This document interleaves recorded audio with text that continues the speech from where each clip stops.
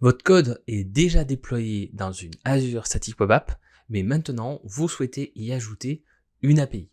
Eh bien, je vais vous montrer comment faire à l'aide de Visual Studio Code. Je m'appelle Christopher Manneux, Cloud Developer Advocate chez Microsoft, et aujourd'hui, on parle Azure Static Web App. Alors, quand il est temps de créer un nouveau projet Azure Function, il y a plusieurs manières de le faire. Je vais vous montrer comment vous pouvez le faire simplement avec Azure Visual Studio Code. J'utilise cet outil tout simplement parce qu'il est cross-platform, il est gratuit et vous l'utilisez probablement déjà chez vous. Alors, dans Visual Studio Code, nous allons utiliser l'extension Azure. C'est celle qu'il y a ici avec le logo Azure, tout simplement. Donc nous allons aller dans cette extension et dans la partie fonction, on va cliquer sur le petit dossier, le petit icône du dossier pour créer un nouveau projet Azure.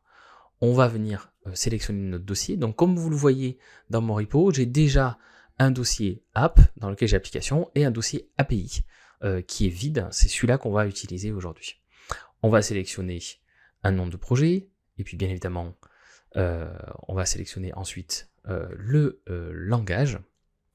Donc pour l'instant, pour le nom du projet, c'est par défaut le nom du dossier. Le langage, on va utiliser C#, mais vous pourrez utiliser JavaScript, TypeScript, Python. Pour cette démo, on va rester dans C#. Et on ne va pas passer la création d'une nouvelle fonction, puisqu'on va le voir comment on fait ensuite. Donc là, j'ai créé juste mon nouveau projet, et on voit que dans le dossier API, il y a un certain nombre de choses qui sont créées. Ce sont tous les éléments par défaut, les fichiers par défaut, pour gérer un projet Azure Function.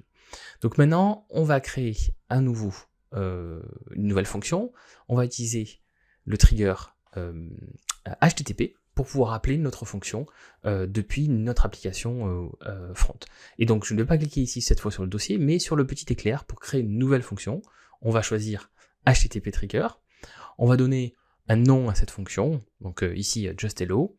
On va donner un namespace, ça c'est propre à l'organisation des projets et des classes en C#, démo fonction.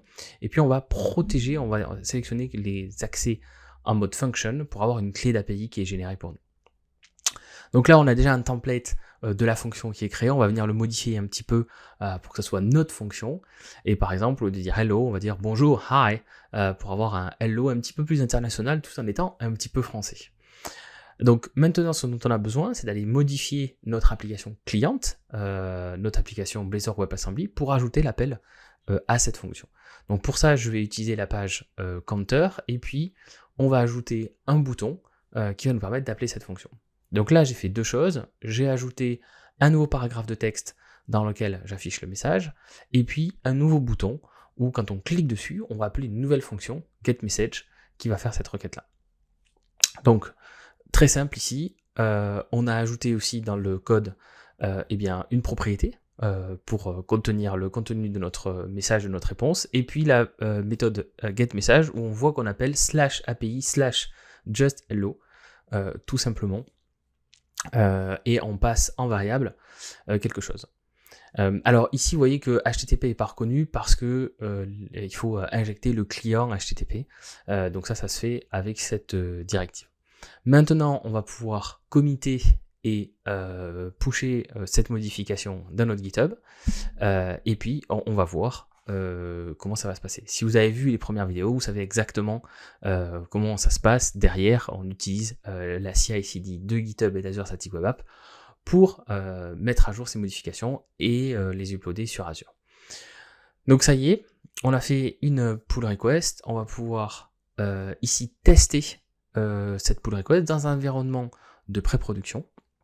Donc là, on a mon site web qui correspond au contenu de ma pull request, donc qui est dans une adresse différente de mon projet principal. Et là, dans le compteur, on voit bien mon nouveau bouton. Et puis si je clique dessus, eh bien, on voit le message qui a été envoyé. Et donc, on vient depuis une application C# WebAssembly appeler une fonction Azure qui est elle aussi en C#, tout ça en l'hébergeant dans Azure Static Web App. Restez avec nous sur la chaîne pour en apprendre toujours plus sur Azure Static Web Apps.